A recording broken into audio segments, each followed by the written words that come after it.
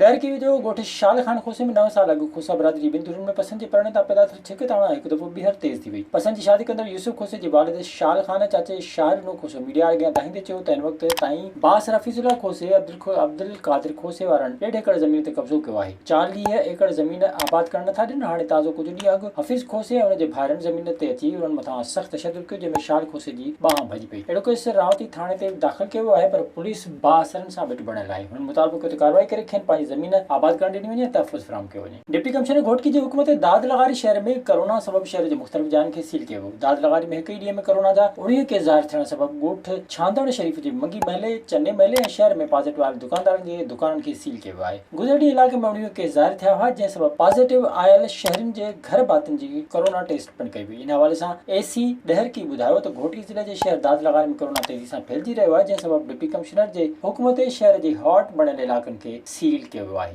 60 मेल जे ॻोठ गुलमोहम्मद ॾाहिरी जे रहवासी ऐं पीर पागड़ जे मुरीद फ़कीर मोहम्मद ख़ान ॾाहिरी ख़लीफ़े अब्दुसलाम ॾाहिरी जे ज़ुल्मनि ख़िलाफ़ नवाबशाह प्रेस क्लब 12 में एहतिजाजी मुज़ाहिरो कयो। इन मौक़े दाहींदे हुन चयो त 55 एकड़ ज़री ज़मीन देह 62 में आहे, जंहिं ते फ्रॉड करे ख़लीफ़े अब्दुसलाम ॾाहिरी कूड़ा काग़ज़ ठाराए कब्ज़ो कयो आहे। इन सिलसिले में हुन ख़लीफ़े ज़ुल्मनि ऐं कब्ज़े ख़िलाफ़ केतिराई भेरा ख़त लिखिया, पर हिन वक़्त ताईं कब्ज़ो ख़ाली न थियो आहे। हुन चयो त कंहिं सरकारी ऑफिस में शिकायतूं कयूं था त ख़लीफ़ो अब्दुसलाम ॾाहिरी खेनि क़त्ल जूं धमकियूं ॾिए थो। हुन पीर साईं पगारे ॿियनि वसवारनि खां मुतालबो कयो त नवाबशाह मुक़रर ज़ालिम ख़लीफ़े जे ज़ुल्मनि खां खेनि निजात ॾियारे संदसि ज़मीन ते थियल कब्ज़ो ख़तमु करायो वञे। विज़िट कयो अवामी आवाज़ मीडिया ग्रुप जी वेबसाइट awamiawaz.pk